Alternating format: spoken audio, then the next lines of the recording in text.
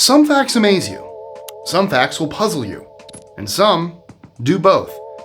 I'm Mike with List 25, and today, that's exactly what I've gathered for you, starting with an unusual fact that'll both amaze and repulse you.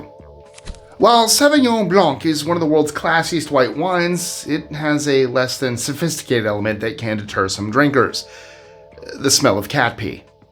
Yes, people pay good prices to drink something with a quality taste, but a terrible scent. What causes this smell? Well, it isn't felines peeing on the grapes, that's for sure.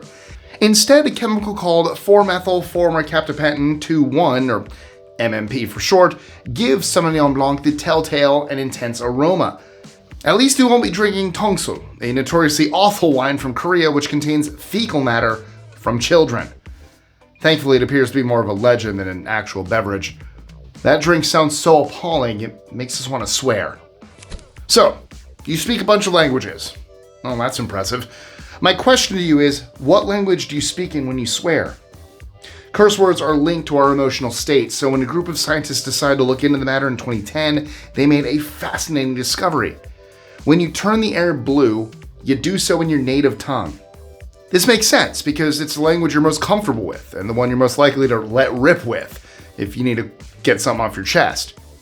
Here's a quick and unusual bonus fact. The country that swears the most is reportedly, the US. This was found out through a recent study which put Great Britain second and Australia third. Bad language is really off-putting during a date, which reminds me.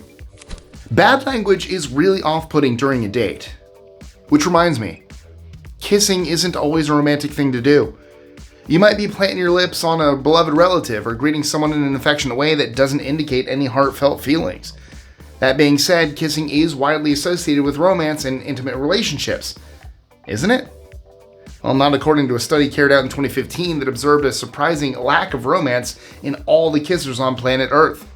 From the 168 cultures studied, less than half engaged in Frenching, smooching, lip-locking, or, whatever you want to call it. A mere 46% of cultures said that they were in a romantic or frisky mood when it came to a kiss. Remind me not to kiss a teacher from New Zealand, and here's why.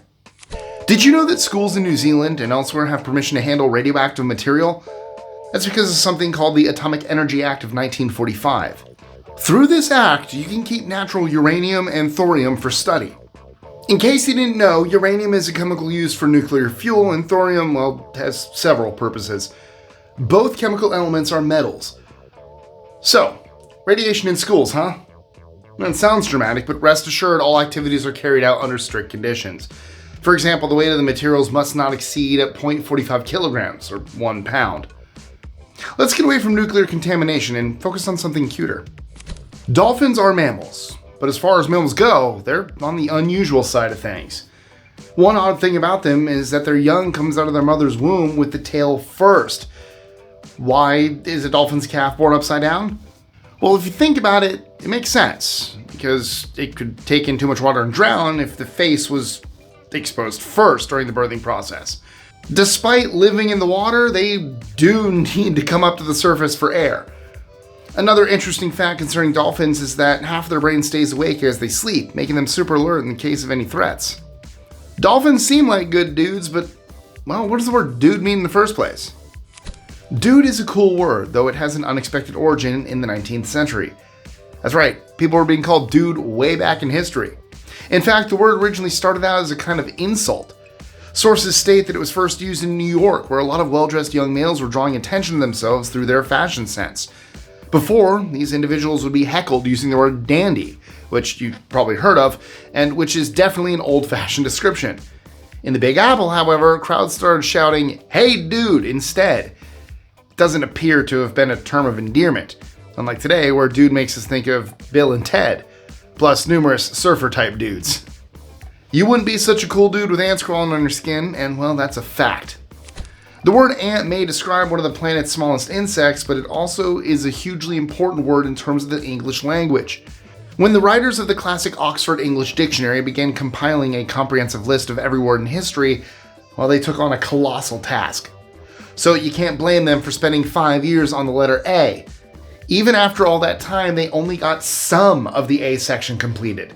And this took them all the way up to ant. In total, the Oxford English Dictionary people spent 7 decades finishing what they started.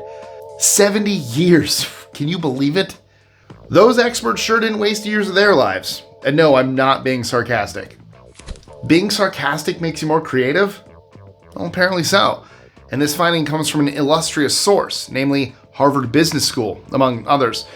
They released a surprising study back in 2015 that'll change the way you think about sarcasm. Could this be any more interesting? Their researchers discovered that when you say something with a double meaning, it gives you a greater capacity for abstract thought. Why? Because your brain naturally separates the literal nature of your sentence with the actual sarcastic meaning you've applied to it. This could explain why we have so many wonderful actors and comedians whose most recognizable quality is sarcasm, like Bill Murray, Matthew Perry, rest in peace, and Aubrey Plaza. Sarcasm takes a back seat when you're out in the fresh air, appreciating the wonders of nature.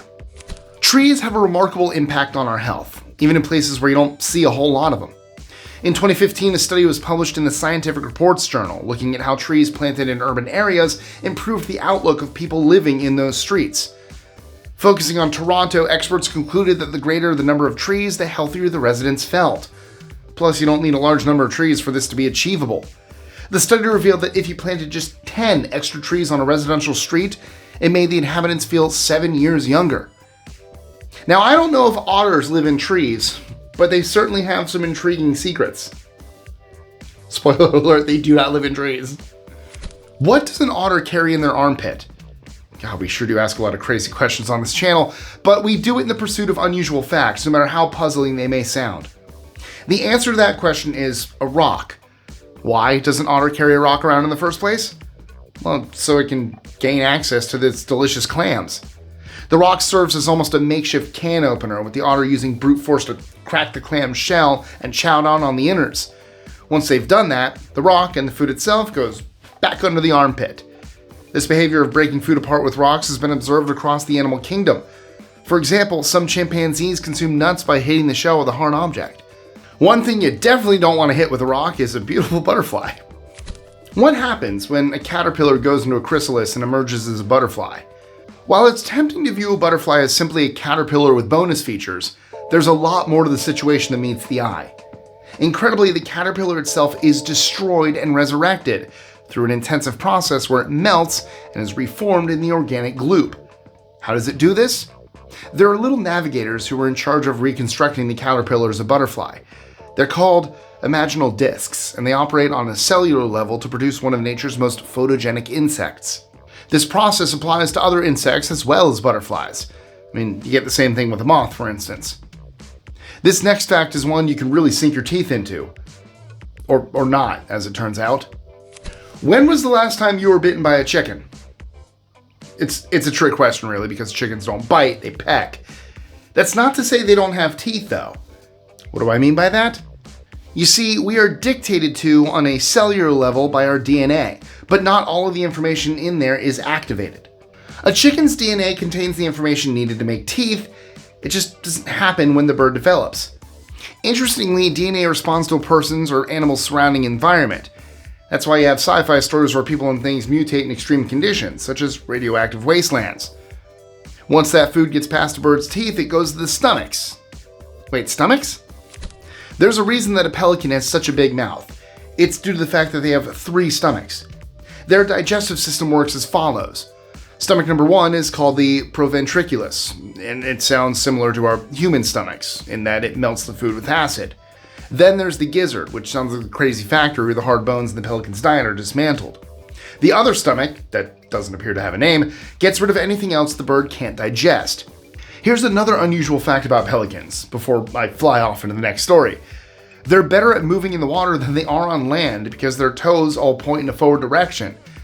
You don't see those kind of feet on other birds, which makes them distinctive and also ungainly out of the water. A shark is something else that's totally comfortable in the water. A little too comfortable if you ask me.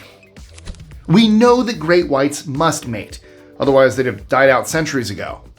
As for how Jaws gets jiggy with it, well, we're actually totally in the dark about that. In 2024, the active intercourse between great whites was described as a holy grail for wildlife cameramen. These iconic predators are just so secretive about their mating rituals. Experts can only make an educated guess about how it all goes down. Theories include the male shark's use of what are called claspers. The claspers are the powerful inside edges of the creature's pelvic fins, and if the theory is true, this would reflect behavior seen in other sharks. The claspers apparently fit inside the female shark's cloaca, or opening, where fertilization takes place. From fins to legs for our next story. So many legs. If you've ever found a dead spider lying on its back with its legs curled up, then, well, there's a specific reason for that. The scary and fascinating creature may get around on 8 legs, but it takes a lot of effort to keep its limbs in the correct position. Its blood, which is called hemolymph, plays a major role in extending the legs. The spider does have leg muscles. However, these are used for bending rather than stretching out. Instead, the hemolymph puts the pressure on the legs to stay in position. After death, the pressure stops and the legs curl inwards. When you consider all the things spiders do, like scurry around and build webs, it's amazing to learn their legs aren't that powerful on their own. Looking after your vision is vital for avoiding spiders. It turns out your eyes have their own immune system. We know how important our eyes are, and thankfully, our bodies do too. The natural response of your eyes is to minimize any threat from infection and inflammation. This immune privilege, as it's called, not only acts to prevent damage to your eyesight, it also regulates how powerful the immune response is going to be. It does this by releasing stuff that can suppress the response, meaning that your eyes won't be overwhelmed by your immune system doing its thing. Of course, it's not infallible, as demonstrated by certain eye conditions. Uveitis, for example, can be caused by the immune system attacking tissue that's perfectly healthy. There's nothing healthy about this puzzling mammal-on-mammal attack. Killer Whale vs. Moose isn't the title of some new monster movie. It actually describes the surprisingly hostile relationship between these giants of the sea and the cold-loving deer species. This isn't a major beef that the two sets of creatures have, by the way. However, attacks on moose by killer whales have taken place when moose go swimming for food.